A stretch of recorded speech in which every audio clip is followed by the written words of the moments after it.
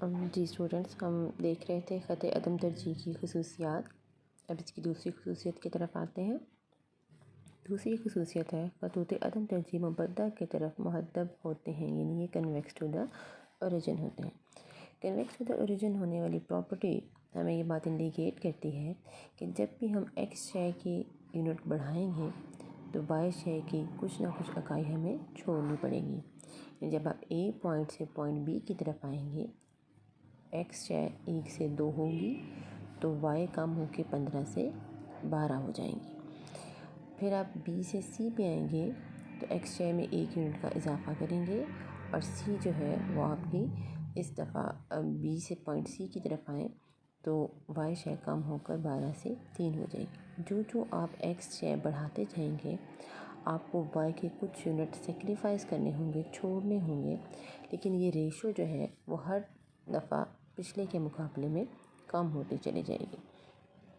اس لیے خط جو ہے وہ convex to the origin draw ہوگا اور صارف جو ہے وہ A B C D E points کے درمیان اپنی پریفرنس جو ہے وہ شو نہیں کر پائے گا، عدم ترجیح پہ ہی رہے گا۔ اچھا جی، اس کو مزید دیکھنے کے لیے ہم دیکھتے ہیں کہ کیا خط عدم ترجیح مستقیم شکل کا ہو سکتا ہے، کیا یہ نیگیٹیولی سلوپ اسٹریٹ لائن ہو سکتی ہے؟ جی، تو نیگیٹیولی سلوپ اسٹریٹ لائن کے لیے ضروری ہوگا کہ جب بھی آپ ایکس شے کو 1 سے 2، 2 سے 3، 3 سے 4 اور 4 سے 5 کریں گے تو اگر آپ غور کریں تو وائی شے پہ آپ ایک یونٹ ہی چھوڑ رہے ہیں۔ اگر ایک ایکس لینے کے لیے آپ نے پہلی دفعہ ایک وائی چھوڑا تھا تو دوسری دفعہ مزید ایک ایکس لینے کے لیے بھی اب آپ ایک ہی وائی چھوڑ رہے ہیں، یعنی وہ شرح جو ہم نے کہا تھا کہ مختتم شرح استدلال کم ہوگی، وہ کم ہونے کی بجائے ہے تو وہ منفی۔ ہر دفعہ ہم ایک لینے کے لیے وائی کے کچھ نہ کچھ یونٹ چھوڑ رہے ہیں لیکن وہ اکائیاں آپس میں برابر ہیں۔ اس سے پہلے ہم نے دیکھا تھا کہ کیا ہو رہا تھا، ہم 1 سے 2 پہ جا رہے تھے تو 4 کیلے چھوڑ رہے تھے، 2 سے 3 سے ہم لینے لگے تو 3 کیلے چھوڑے، پھر 2 چھوڑے، جبکہ یہاں پہ وہ کہتا ہے ایسا نہیں ہوگا، آپ ہمیشہ ایک اور ایکس لینے کے لیے وائی کی برابر اکائیاں چھوڑیں۔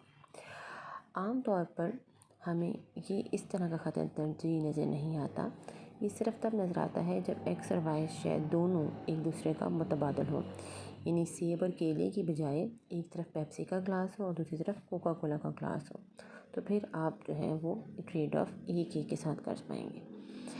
اچھا جی، پھر ہم دیکھتے ہیں کہ کیا خط عدم ترجیح مبدہ کی طرف موقر ہو سکتا ہے، یعنی کنکیو ٹو دا اوریجن ہو سکتا ہے۔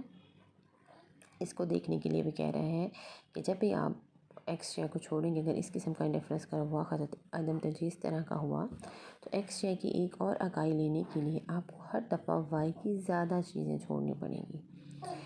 ٹھیک ہے جی، وہ کہتا ہے ایسا نہیں ہوتا، پریکٹیکلی ایسا نہیں ہوتا۔ جب آپ کے پاس ایکس شے زیادہ ہوئی ہے تو آپ اس بڑھتی ہوئی شے کے لیے اب پہلے کے مقابلے میں کم اکائیاں چھوڑیں گے، زیادہ اکائیاں نہیں چھوڑیں گے، اس لیے یہ بھی خط عدم ترجیح نہیں ہو سکتا۔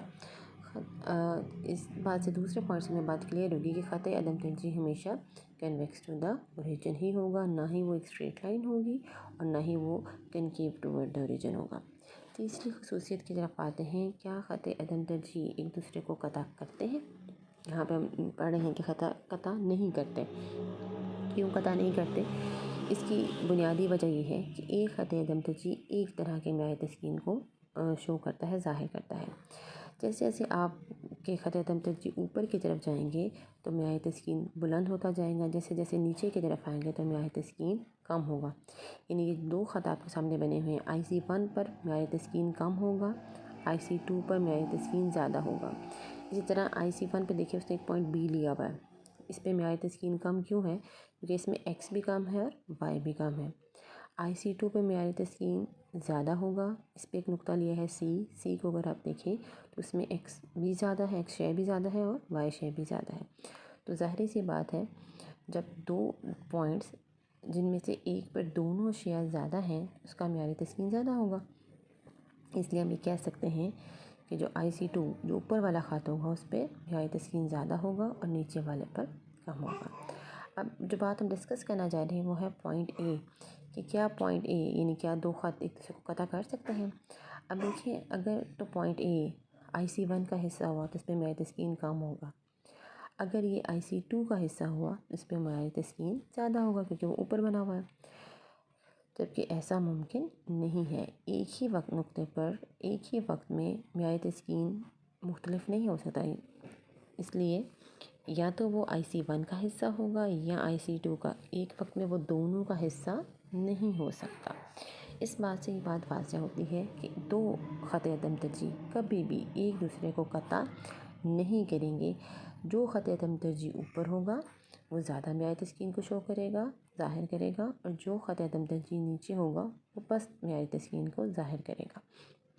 تو دو خط عدم ترجیح کبھی بھی ایک دوسرے کو قطع نہیں کر سکتے۔ ڈیئر اسٹوڈنٹس، اس کے ساتھ ہمارا آج کا جو لیکچر ہے، خط عدم ترجیح کا جو ٹاپک ہے وہ کمپلیٹ ہوتا ہے۔ امید کرتی ہوں کہ آپ اس کو اچھی طرح پڑھ لیں گے۔ کوئی مسئلہ ہو، کوئی کویسچن ہو تو آپ گروپ میں پوچھ سکتے ہیں۔